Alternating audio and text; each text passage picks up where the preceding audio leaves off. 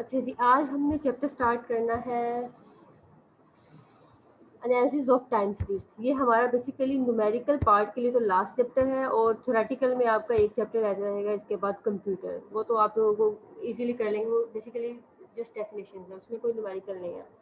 Analysis of time series में basically आपको time series की अकॉर्डिंग डाटा गिवन होगा, यानी कि देखिए कोई गिवन ईयर्स होंगे, उसके साथ उसकी वैल्यूज होंगी, तो इसके बेस पे आपने कोई नेक्स्ट ईयर का प्रिडिक्शन करनी होगी, आपने पैटर्न बताना होगा कि इन ईयर्स में ये पैटर्न शो कर रहा है। ठीक है, बेसिकली ये आपका जो है टाइम की कोई ना किसी चीज़ को पैटर्न शो करता है, ये जो टाइम सीरीज होता है हमारे पास। अब टाइम सीरीज की डेफिनेशन बहुत इंपॉर्टेंट है, आप चाहे तो यहाँ से कर लें और चाहे तो आपको मैंने कहा था कि कोई डेफिनेशंस की बुक लेके उससे आपने ये जो डेफिनेशंस हैं मार्क करके याद कर लेनी है। बेसिकली डेफिनेशन ये टाइम सीरीज क्या है, arrangement of data according to time is called time series. ठीक है, ये आपकी डेफिनेशन जो लिखी हुई है, ये तो थोड़ा इसमें जो है ये दिए हुए हैं y1 y2 इस तरह से सीरीज दी हुई है। अगर आपने जस्ट इसमें याद करनी हो थ्योरेटिकल में, तो इसका है basically arrangement of data according to time is called time series. अच्छा जी, अब यहाँ से हम डेफिनेशन देख लेते हैं। The sequence y1 y2 so on yn of n observation. अब आपको पता है ये जो ये शो कर रहा है 1 2 so on an variation show कर रहा है, ये हमारे बेसिकली डिपेंडेंट वेरिएबल। अब आपने याद रखना है y हमारा यहाँ पे क्या है, डिपेंडेंट वेरिएबल। ठीक है, ये हमारा डिपेंडेंट वेरिएबल है। Of n observation of a variable y recorded in accordings with their time of occurrence. अब ये जो टाइम है ना हमें गिवन t1 t2 सो ये हमें ईयर्स में गिवन होगा, मंथ्स में गिवन होगा, या फिर आपको क्वार्टर्स में गिवन होगा। ठीक है, ये टाइम हमारा क्या होगा यहाँ पे, इंडिपेंडेंट वेरिएबल। ये बेसिकली क्या होगा हमारा, इंडिपेंडेंट वेरिएबल। अच्छा जी, इस call time series symbolically the variable y can be express as a function of this. अब इसको हम अगर फंक्शन की फॉर्म में लिखेंगे तो हम इसको ऐसे लिखेंगे y is equal to F of T plus E. अब यहाँ पे एफ ऑफ टी जो है वो तो फंक्शन है हमारा बेसिकली टाइम t का, y आपका डिपेंडेंट वेरिएबल है, t आपका यहाँ पे इंडिपेंडेंट है जो फंक्शन के अंदर है। नेक्स्ट ई आपको पता है आपका क्या यहाँ पे टर्म होती है, एरर टर्म होती है ये। ठीक है, याद रखना आपने, हमने आई थिंक रिग्रेशन में पढ़ा था कि आपका जो होता है, मैंने इसकी आपको डिटेल भी बताई थी कि हमारे एक होता है एग्जैक्ट मॉडल और एक होता है इनएग्जैक्ट मॉडल। अब जो एग्जैक्ट मॉडल होता है वो तो हमारा सिर्फ हम मैथ्स में यूज़ करते हैं, क्योंकि उसमें आपका कोई एरर के चांस नहीं आते, जो आपका जो है रिक्वायर्ड वो आंसर आ जाता है। लेकिन जिसमें एरर इन्वॉल्व हो जाता है, एग्जैक्ट आंसर नहीं आता है, वो हमारा स्टैट्स में हम वो यूज़ करते हैं टर्म, जिसमें एरर इन्वॉल्व हो जाए वो टर्म स्टैट्स में यूज़ करते हैं, क्योंकि हम 100% श्योर नहीं होते हमेशा किसी भी चीज़ के बारे में।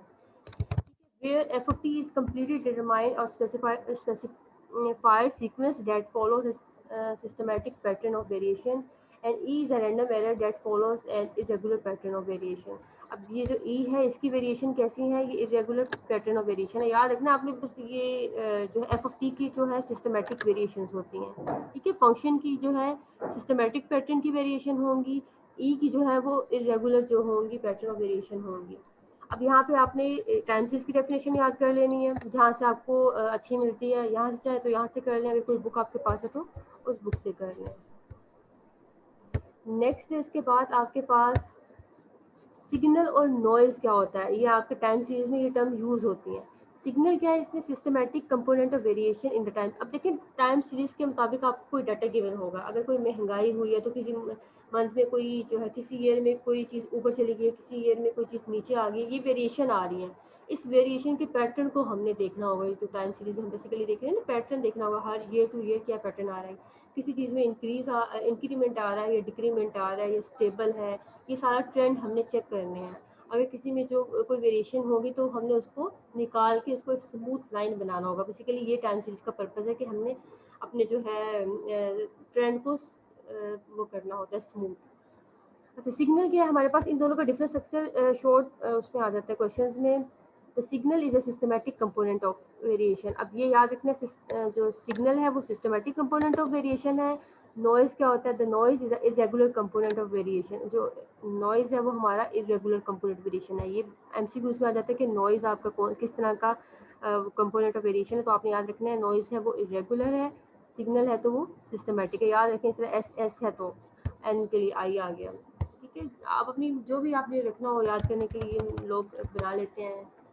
अच्छा जी, इसके बाद है therefore a time series is a sequence of observation on a variable that are arranged in a chronological order। ये भी याद रखने की वाली चीज़ है। क्रोनोलॉजिकल ऑर्डर वो होता है जो टाइम के अकॉर्डिंग आपको कोई ऑर्डर गिवन हो। मसलन 1990 के अगेंस्ट कोई वैल्यू आ गई, 1991 के अगेंस्ट कोई वैल्यू आ गई, 1992, यानी कि सो ऑन आपका जो कोई सीक्वेंस चल रहा है, जो कोई ऑर्डर चलता है टाइम के अकॉर्डिंग, उसको हम कहते हैं क्रोनोलॉजिकल ऑर्डर। ठीक है, याद रखना है क्रोनोलॉजिकल ऑर्डर क्या होता है, जो टाइम के अकॉर्डिंग कोई ऑर्डर गिवन होता है। The observation in a time series are usually made at equidistant points of time. Examples of time series are the early temperature. अब उन्होंने एग्जांपल्स बता दी, पहले तो उन्होंने यहाँ पे थोड़ा सा बता दें कि क्रोनोलॉजिकल ऑर्डर को शो करता है टाइम सीरीज जो हमारा होता है। अब उन्होंने नेक्स्ट की एग्जांपल्स बता दिए हैं।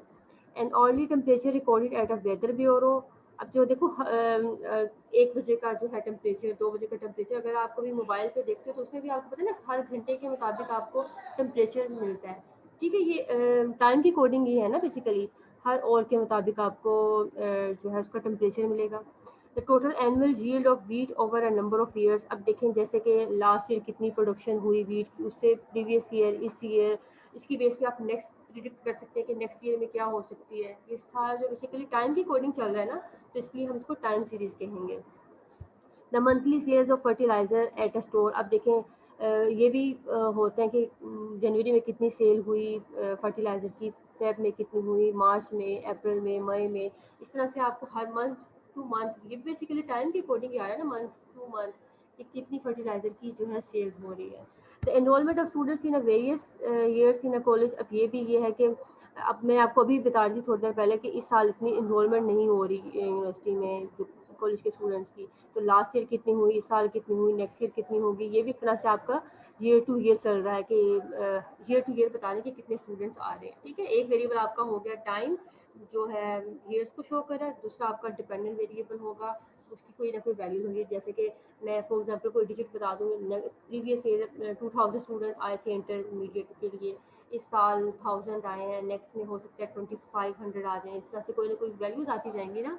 ठीक है, 2 वेरिएबल हो गए, एक हमारा टाइम और दूसरा जो भी हम लेते हैं वेरिएबल के तौर पे।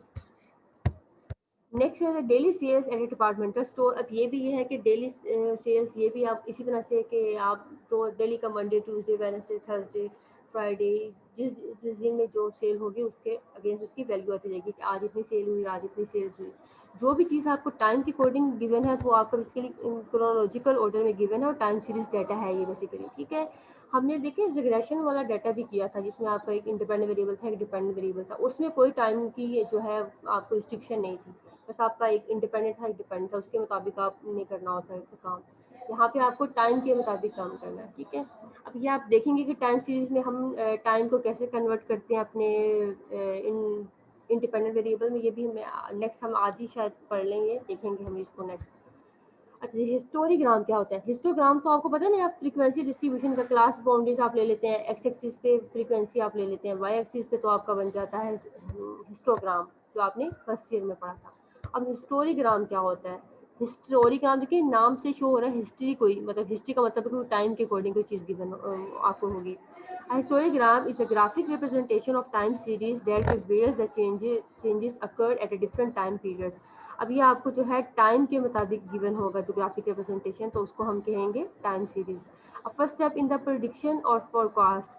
ठीक है, अब इसमें आपने जो है बेसिकली प्रिडिक्शन कर सकते हो आप, पिछला ईयर का जो है पैटर्न देख के आप बता सकते हो कि नेक्स्ट ईयर में ये इसकी सेल्स होंगी या फिर इतने स्टूडेंट्स इनरोल होंगे, या फिर जो जो भी वेरिएबल आपका वेरिएबल ऑफ इंटरेस्ट है उसकी आप प्रिडिक्शन या फोरकास्ट कर सकते हैं। अब आपने याद रखना है प्रिडिक्शन और फोरकास्ट में डिफरेंस क्या है। फोरकास्ट हम बेसिकली टाइम सीरीज के लिए करते हैं कि जब आपके पास एक टाइम के मुताबिक आप, जैसे कि हम ये 2020 है, हमने 2021 की कोई सेल्स की प्रिडिक्शन करनी हो तो वो हम टाइम सीरीज में करेंगे तो वो फोरकास्ट होगी। प्रिडिक्शन क्या होगी? अब प्रिडिक्शन ये होगी कि आपके जब दो वेरिएबल जो है इस तरह से क्वांटिटेटिव वेरिएबल हो, जैसे कि आप रिग्रेशन में देखते थे ना कि आपके पास एक इक्वेशन आ जाती थी y is equal to a plus b x. ठीक है, आपको क्वेश्चन वो कहते थे कि आप जो है x की ये वैल्यू गिवन है, इसकी बेस पे आप y को प्रिडिक्ट करें या आपको एस्टिमेट करें, या आपको कहते थे ना कि x की वैल्यू ये है, उसकी बेस पे आप y को प्रिडिक्ट करें या फिर y को एस्टिमेट करें। ठीक है, प्रिडिक्शन या एस्टिमेशन बेसिकली हम इसमें रिग्रेशन में करते हैं और टाइम सीरीज में हम फोरकास्ट करते हैं। ये डिफरेंस आपने याद रखना है। प्रिडिक्शन हम किस में करते हैं, अक्सर ये वर्ड यूज़ कर लेते हैं टाइम सीरीज के लिए, लेकिन ये जो प्रिडिक्शन का वर्ड यूज़ होता है बेसिकली रिग्रेशन के लिए होता है, और फोरकास्ट का वर्ड यूज़ होता है हमारे इसमें टाइम सीरीज डाटा में। Of time series involved in examination of set of past observation. The construction of histogram involves the following step.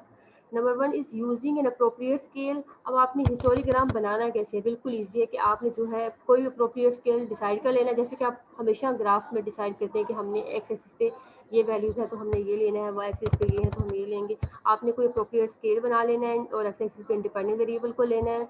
Using अब डिपेंडेंट वेरिएबल आपको मैंने बताया कि वाई होगा, और जो टाइम होगा हमेशा वो आपका क्या होगा, यहाँ पे इंडिपेंडेंट वेरिएबल होगा। अच्छा, using appropriate scale plot observe value Y dependent variable के अगेंस्ट भी आपने अप्रोप्रिएट स्केल ले लेना। Join the plotted points by line segment to get the required histogram. ठीक है, इजीली बिल्कुल आप कैसे बनाएंगे, जो जैसे कि फॉर एग्जांपल 1951 आपने 1951 लिखा, सो ऑन जहाँ तक ये जा रहे थे 1998 तक, ठीक है, जा रहे थे, उन्होंने ये लिख दिए। उसके अगेंस्ट आपको वैल्यूज गिवन थी कि 1951 पे जो है सेंसिस किया तो उसकी पॉपुलेशन 33.44 मिलियन थी, और उसके बाद 1961 में ये होगी, 1972 में ये होगी, 1981 में ये होगी, 1998 में ये होगी। अब आपको पता ही है 2017 में दोबारा से सेंसिस हुआ था, तो तब हमारी पॉपुलेशन तकरीबन 22 वो हो गई है मिलियन। अच्छा नहीं, 202 मिलियन हो गई आई थिंक। अच्छा, ये आपने प्लॉट करते कि जो आपको डाटा गिवन आपने वो करना है। ये तो मैं वैसे आपको इन्फॉर्मेशन के लिए बताया था, 2017 में ये थी, वो आपने प्लॉट नहीं करना। जो आपको वैल्यूज गिवन आप वो प्लॉट करते जाएंगे। आपने अप्रोप्रिएट स्केल्स ले लिया कि हमारी वैल्यूज 33 से लेकर तकरीबन 130 तक जा रही हैं, तो हम अप्रोप्रिएट स्केल 2020 का लेकर चलते हैं 140 तक, तो हमारा यहाँ पे डाटा कवर हो जाएगा। और यहाँ पे हम 10 ईयर का जितना भी जो आपको गिवन है, देखें ये दोनों का 10 ईयर का डिफरेंस था, तो इनमें इक्वल डिफरेंस है। ये एक साल ज़्यादा हुआ तो ये आगे चला गया, ये एक साल पीछे हुआ तो इसका देखें डिफरेंस, जैसे जैसे डिफरेंस है उसके मुताबिक इन्होंने यहाँ पे डिस्टेंस लिया हुआ है। हमने इसको प्लॉट करते गए और ये हमारे पास आ गया है हिस्टोग्राम। ठीक है, बिल्कुल इसी, कोई मुश्किल तो नहीं है ना, आप बना लेंगे इंशाल्लाह इजीली। जी, नेक्स्ट है आपके पास कंपोनेंट ऑफ टाइम सीरीज क्या है। अब ये आपने याद रखना है, बेसिकली टाइम सीरीज के 4 कंपोनेंट्स होते हैं। ये आपको जो बड़ा इंपॉर्टेंट है, ये आपके एमसीक्यूज में भी पूछ सकते हैं कि कितने कंपोनेंट होते हैं, आपसे शॉर्ट क्वेश्चन में भी पूछ सकते हैं, और कभी कभी लॉन्ग क्वेश्चन में भी आ सकता है कि आपसे चारों ही कंपोनेंट्स पूछ लें डिटेल में, तो आपने इसको अच्छी तरह से कर लेना है। हमारे पास टाइम सीरीज के 4 कंपोनेंट होते हैं। एक हमारा होता है सेकुलर ट्रेंड, जिसको हम पी से शो करते हैं। एक हमारा सीजनल वेरिएशन होता है, एक हमारा साइक्लिकल फ्लक्चुएशन होता है, एक हमारा इरेगुलर मूवमेंट होता है। अच्छा, जो सेकुलर ट्रेंड है बेसिकली ये लॉन्ग टर्म होता है। ठीक है, ये हमें काफ़ी अरसे के बाद जो चेंजेस आते हैं वो बताते हैं कि जैसे आप देखें डेथ रेट डिक्लाइन हो रहा है, साइंस जैसे जैसे तरक्की कर रही है ऐसे ऐसे जो डेथ रेट कम हो रहा है। पहले इतनी तरक्की नहीं थी तो ज़्यादा लोगों की डेथ्स होती थी।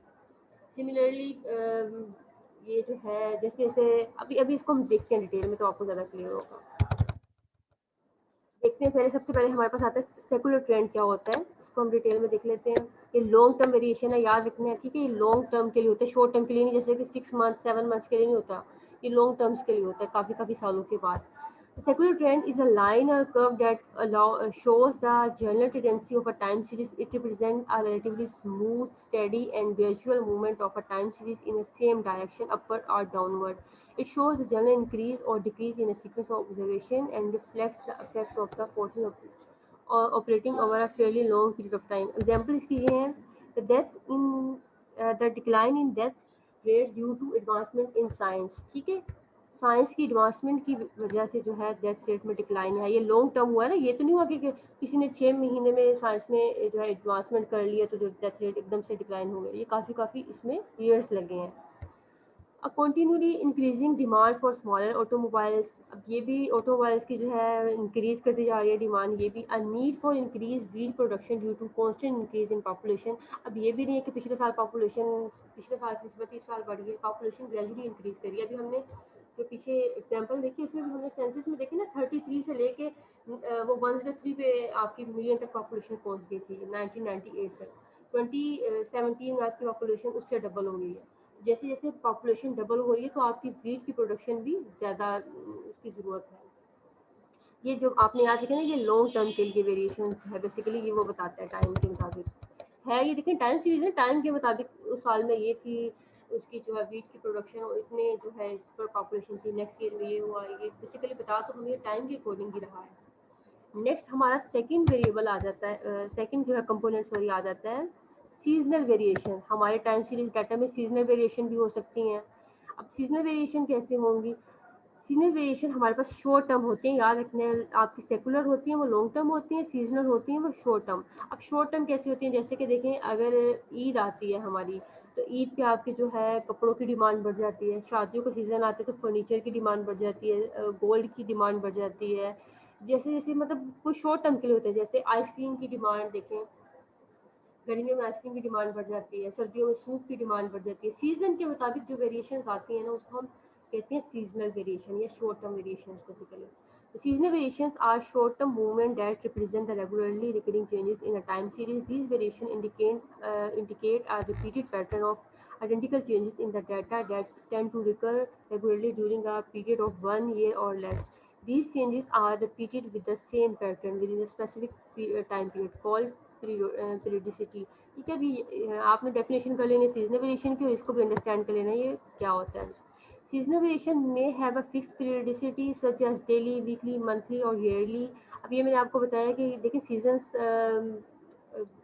वो कह रहे हैं किस तरह से हो सकता है, जो फिक्स पीरियड इस तरह से हो सकता है कि डेली भी हो सकता है किसी चीज़ की डिमांड, वीकली भी हो सकती है, मंथली भी हो सकती है और ईयरली भी हो सकती है। These changes are periodic in time, nature, and their influence upon a specific time series is fairly regular, both in respect of length and amplitude। ये हम देख रहे हैं, इसकी जो है नेक्स्ट एग्जांपल्स देखते हैं। These variation reflect the effect caused by recurring events. The main cause of seasonal variation are seasonal religious events, social customs. अब फर्स्ट एग्जांपल है हमारे पास the weekly statement of a sales in a store. ठीक है, ये हमारी जो है वीकली स्टेटमेंट जो हर स्टोर की होती है वो होगी। या फिर increase in consumption of electricity in summer. आपको पता है गर्मियों में ज़्यादा बिजली की ज़रूरत होती है क्योंकि एसी चलते हैं, और सर्दियों में आपको पता है ज़्यादा गैस की ज़रूरत होती है। ऐसे देखिए जो सीज़न के मुताबिक चेंज हो रहा है। अभी मैंने आपको आइसक्रीम और सूप की एग्जांपल दी है। After Eid sale in departmental store and increase in the sales of cold drinks during summer. ठीक है, ये सारी आपको यहाँ पे उन्होंने शो करके दिखा भी दी है कि इस तरह से ये सीजनल पैटर्न जो है कोल्ड ड्रिंक्स का क्या है। कोल्ड ड्रिंक 1992 में ये थी, 93 में ये हुई, 95 में ये होगी।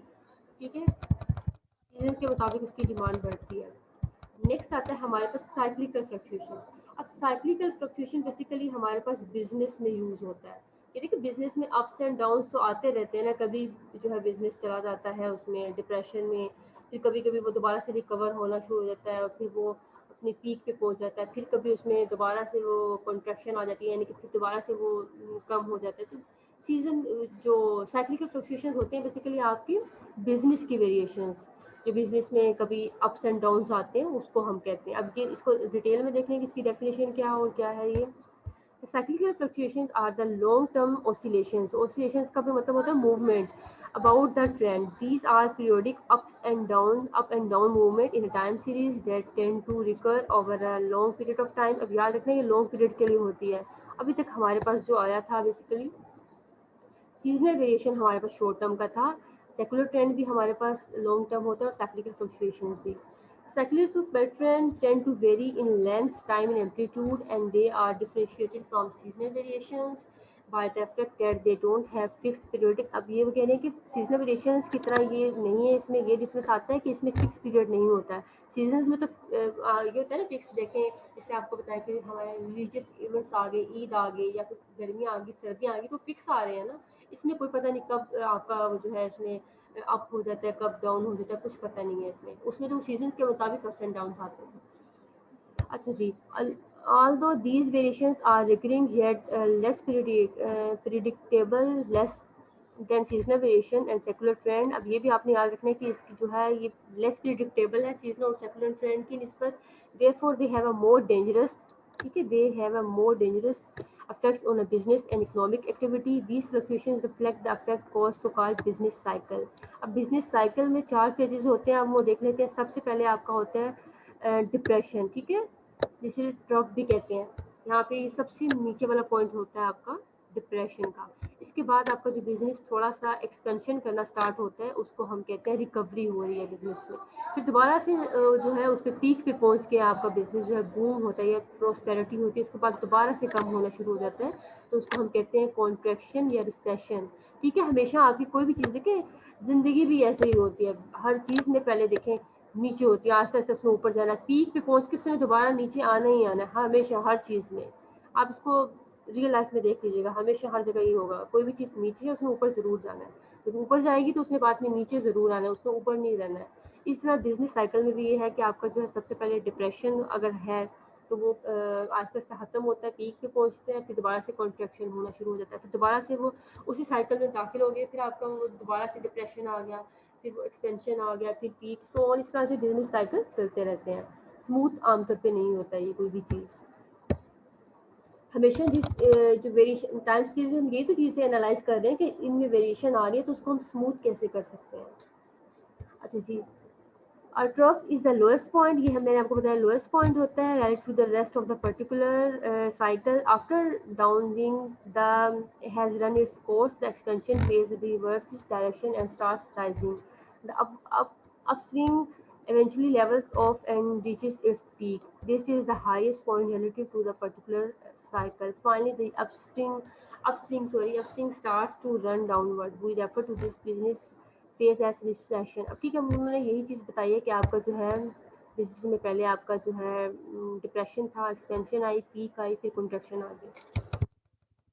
इसके भी आपने जो है साइक्लिकल फ्लक्चुएशंस को देख लेना है, इसमें उन्होंने जो डिसमेरिट बताए हैं वो आपने अपने माइंड में रखने हैं, उसकी जो है 4 जो फेजेस हैं वो आपने अपने माइंड में रखनी है। नेक्स्ट आपका आता है इरेगुलर मूवमेंट। अब इरेगुलर मूवमेंट भी हमारी शॉर्ट टर्म होती है, याद रखना है, ये भी हमारी क्या होती है, short term movement.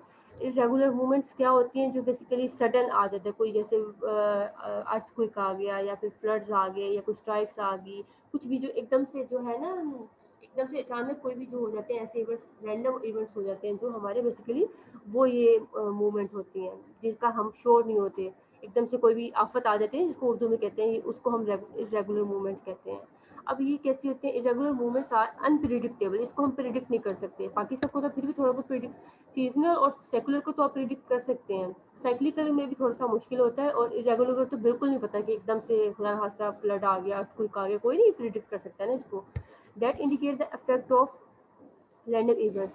The examples of random events are wars, floods, earthquakes, strikes, fires, election, etc. The irregular movements are insystematic. याद रखते हैं इसकी जो वेरिएशंस होती है वो कैसी होती है, अनसिस्टमेटिक होती है, या फिर नॉन और रैंडम वेरिएशन होती है। Examples of irregular movements are a steel strike delaying production for a week, a fire in affected delaying production for the 3 weeks। अब आपने हर एक एग्जांपल्स भी याद रखनी है और एक डेफिनेशन कर लेंगे, ठीक है, जब आपको डेफिनेशन पेपर में आएगी तो साथ एग्जांपल देंगे तो अच्छा इम्पैक्ट होगा। अच्छा जी, इसके बाद हमने सबसे पहले तो देखा टाइम सीरीज क्या है, उसके बाद जो है हमने नेक्स्ट हिस्टोरीग्राम बनाना सीखा कि हिस्टोरीग्राम कैसे बनाते हैं, टाइम सीरीज डाटा का जो ग्राफ होता है उसको हम हिस्टोरीग्राम कहते हैं। नेक्स्ट हमने जो टाइम सीरीज के जो है 4 कंपोनेंट्स होते हैं, secular trend, seasonal variation, cyclical fluctuation, irregular movements, इन चारों को हमने देखा कि कैसी कैसी मूवमेंट्स होती हैं, कोई आपके जो है सीजन्स पे बेस करती है, कोई बिजनेस पे बेस करती है, कोई जो है अनप्रिडिक्टेबल होती है, अचानक से आ जाती है, और कोई सेकुलर होती है जो लॉन्ग टर्म पे बेस करती है कि ये इसकी वजह से ये इम्पैक्ट आ रहा है। ठीक है, अब हम एनालिसिस ऑफ टाइम सीरीज को देख रहे हैं, इसकी डेफिनेशन भी आती है, आपने याद करनी है। Analysis of time series is the decomposition of time series into a different components for their separate study. The process of analyzing the time series is intended to isolate and measure its various components. The study of a time series is mainly required for the estimation and forecasting. An ideal forecast should be based on forecast of the various types of fluctuations. अब basically मैंने आपको purpose बताया कि आपने time series में जो है fluctuations या वेरिएशंस हैं या फिर जो मूवमेंट्स हैं इनको ख़त्म करना होता है, एक आपने ट्रेंड सेट करना होता है, ये जो नीचे ऊपर नीचे हो रही होती है ना, ये मतलब वैल्यूज, उनको एक सेट करना है, एक ट्रेंड बनाना। अभी हम इसको देखेंगे तो आपको ज़्यादा क्लियर होगा क्वेश्चंस में।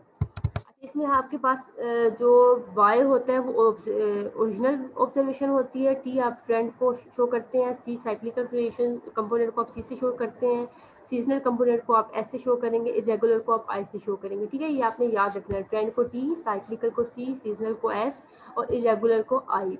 ठीक है, और y आपकी ओरिजिनल ऑब्जर्वेशन होंगे। तो इसका मल्टीप्लिकेटिव मॉडल कैसा बनेगा, इसके दो तरह के मॉडल बनते हैं, एक आपका होता है मल्टीप्लिकेटिव और एक होता है आपका एडिटिव मॉडल। मल्टीप्लिकेटिव मॉडल में ये जो चारों कंपोनेंट है इनको आप मल्टीप्लाई कर देंगे तो ये आपके ओरिजिनल ऑब्जर्वेशन ऐसे आएंगी होंगी।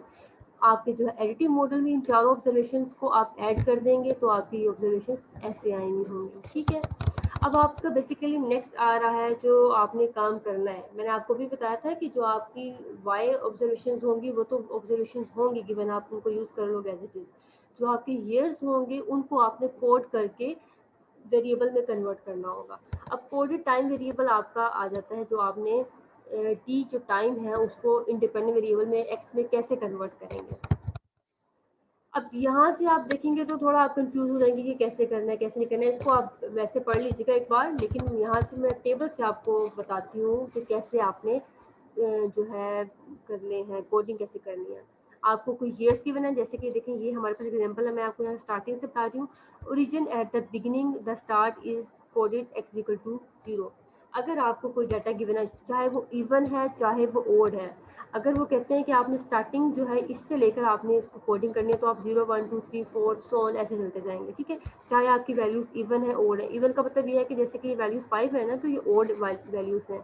अगर ये 1985 भी यहाँ पे होता है तो ये 6 वैल्यूज हो जाती है, 6 ईयर्स हो जाते हैं, तो आपका ये डाटा इवन हो जाता।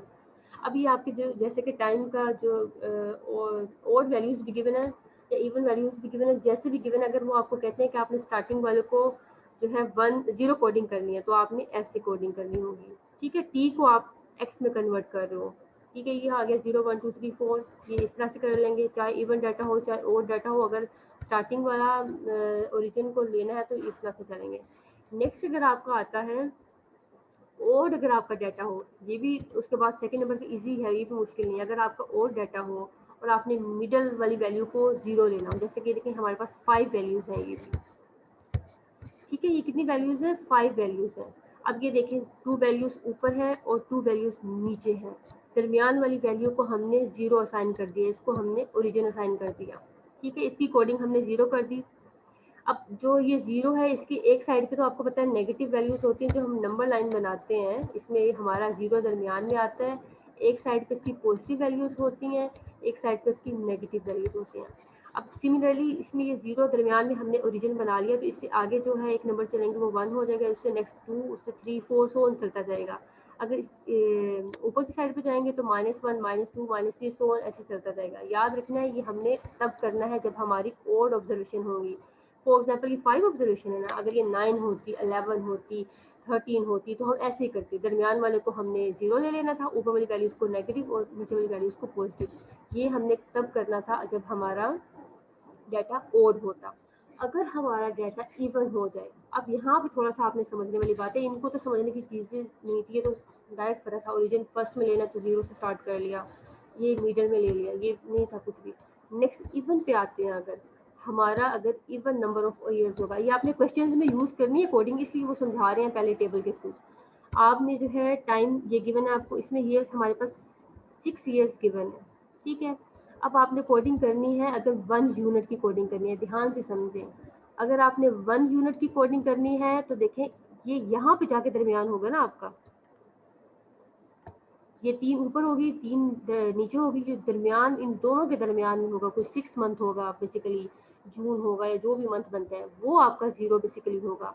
तो इट्स मीन का आपका आधे ईयर का उन्होंने 0.5 ले लिया और आधे ईयर का 0.5 ले लिया। ठीक है, यहाँ दरमियान में इन ईयर्स के दरमियान में कहीं जाके 0 आएगा ना, और आप 1 यूनिट का डिफरेंस लेके चल रहे हैं, इट्स मीन पूरे यूनिट को मिलाएंगे तो 1 बनेगा। अगर आप 6 मंथ से लेके चल रहे हो तो ये ऊपर जाएंगे तो -0.5, नीचे आएंगे तो 0.5। उसके बाद आपका ऐड होता गया 1 पूरे साल का। ठीक है, ये आ गया 1.5, नेक्स्ट आ गया 2.5, सिमिलरली ऊपर आप गए तो ये आ गया -1.5 और नेक्स्ट गए तो -2.5, क्योंकि माइनस पूरा पूरा आप ऐड कर रहे हो या सब्ट्रैक्ट कर रहे हो। यहाँ पे ये था कि आपने इसके दरमियान वाले को ओरिजिन लिया है तो दरमियान वाला 0 था। ठीक है, वो दरमियान वाला 0 था और आपने एक ईयर लेना था पूरे साल को। ये जो 1982 से 83 जो है पूरा एक साल है, इस पूरे साल का एक यूनिट है। ठीक है, इस पूरे साल का एक यूनिट था, हमने उसको 0.5 में डिवाइड कर दिया कि 0.5 जो इस ओरिजिन से ऊपर वाला और 0.5 ओरिजिन से नीचे वाला, ये तो आधा आधा साल था इसलिए। बाद में आप पूरे पूरे साल का कर रहे हो तो आप 1 1 ऐड करते जाओगे, सब्ट्रैक्ट करते जाओगे जैसे आपने करना है, ठीक है। नेक्स्ट आपका आगे कोडेड, आपका अगर हाफ ईयर के मुताबिक करना हो आपको, ठीक है, वो मेंशन कर देंगे आपको कि आपने किस तरह कोडिंग करनी है। अगर नहीं मेंशन करते तो आपका जो है डाटा ओड है तो आप ये करेंगे, इवन है तो आप ऐसे कर लेंगे, सॉरी आपका डाटा अगर ओड है तो ऐसे कर लेंगे, और इवन है तो आप इन दोनों से आपकी मर्जी है, चाहे आप ये वाला करें, हाफ ईयर वाला करें या फुल ईयर वाला करें, आपका कोई इसमें वो नहीं है। और अगर वो कहते हैं स्टार्टिंग वाले को 0 लेना है तो आप ऐसे करोगे, ठीक है, ये मेंशन करेंगे वो, कोई आप इसमें घबराने की बात नहीं है। अच्छा, अब हाफ ईयर का लेके चल रहे हैं, इसका मतलब देखिए मैंने अभी आपको बताया ये हाफ ईयर यहाँ जाकर आपका 0 हो जाएगा, ये आपका 0 है, तो इससे अबव वाला जो है आपका हाफ होगा, ठीक है। अबव वाला हाफ 6 मंथ है ना, 6 मंथ को उन्होंने कहा है 6 मंथ को आपने लेना है 1 यूनिट, हाफ ईयर को आपने 1 यूनिट लेना है, तो हमने इसलिए 1 यूनिट ले लिया। सिमिलरली ये नीचे वाला जो ये भी हाफ ईयर है तो उसको हमने 1 यूनिट लेना था, हमने 1 यूनिट ले लिया। नेक्स्ट आपका जो पूरा साल है वो 6 + 6 यानी कि पूरा साल हो गया, तो इन दोनों को हमने 2 यूनिट ले लिया। नेक्स्ट फिर उसका मतलब है 6 मंथ मिला के पूरा साल हो गया, इसको भी हमने दोनों यूनिट ले लिया, यानी कि हाफ ईयर का आपका 1 यूनिट और हाफ ईयर का 1 यूनिट मिलाकर 2 यूनिट हो गए। सिमिलरली यहाँ पे भी ऐसे करते हैं। आई थिंक आपको समझ आ गई होगी कि जो आपने 1 ईयर का लेना है तो उसको आपने कैसे करना है, और हाफ ईयर का लेना है तो उसको कैसे करना है। समझ आ गई है या नहीं?